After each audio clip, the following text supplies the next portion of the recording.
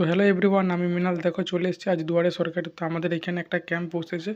বেশ কিছুদিন ধরে তোমরা খবরে চারিদিকে নিউজে দেখবে যুবসাথী প্রকল্প আর কৃষক বন্ধু, যেটা উইদাউট কোনো রকম খরচা ছাড়াই অ্যাপ্লাই করা যাবে। যাদের জমি জায়গা নিজের নামে করা নেই, ভাগ চাষি, সেই ক্ষেত্রে কিন্তু এটা অ্যাপ্লাই করা যাবে, এটা অ্যাপ্লিকেবেল। আর যারা মাধ্যমিক পাস করে বাড়িতে বসে আছো বা কোনো কাজকর্ম করছো বা পড়াশোনা করছো, সেই ক্ষেত্রে বলবো তোমরাও অ্যাপ্লাই করে দেবে যুবসাথী প্রকল্পটা।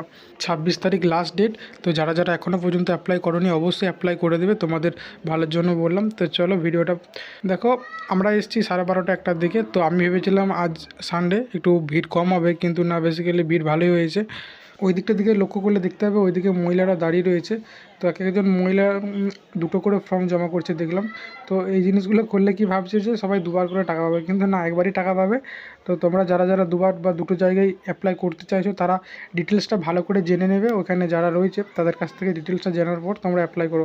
তো আমি যেটুকু শুনলাম বা জানলাম, এক একজন একটাই অ্যাপ্লাই করতে পারবে, দুটো অ্যাপ্লাই করতে পারবে না, ঠিক আছে।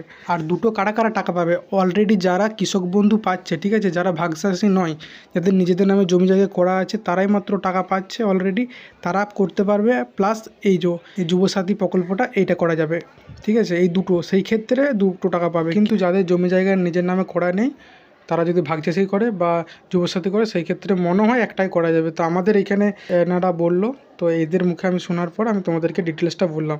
অ্যাকচুয়ালি আমিও ঠিক জানি না।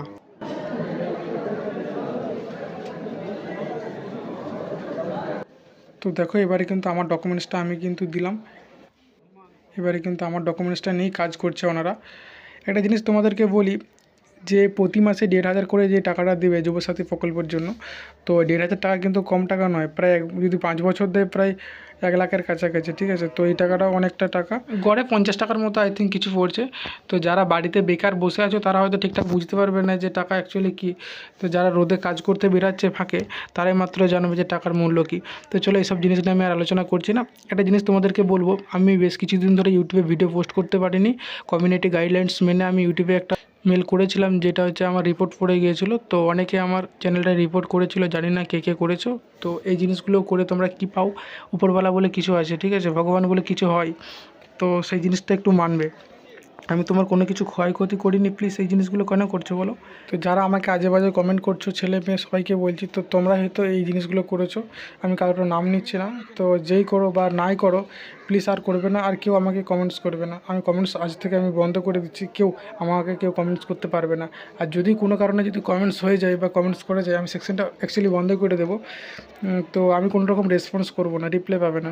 ফাইনালি আমাদের কিন্তু জমা হয়ে গেছে। আর দেখো এখনও কিন্তু লাইন, মানে ভিড় বাড়তেই চলেছে। তো ভিড় কিন্তু কমেনি। তো ভিডিওটা যদি কোনো কিছু উপকার হয়ে থাকে, কাউকে শেয়ার করলে করতে পারো। আর আমি বলবো না ভিডিওকে লাইক করতে, সাবস্ক্রাইব করতে, তোমাদের ইচ্ছা হলে করো, না হচ্ছে হলে না করো।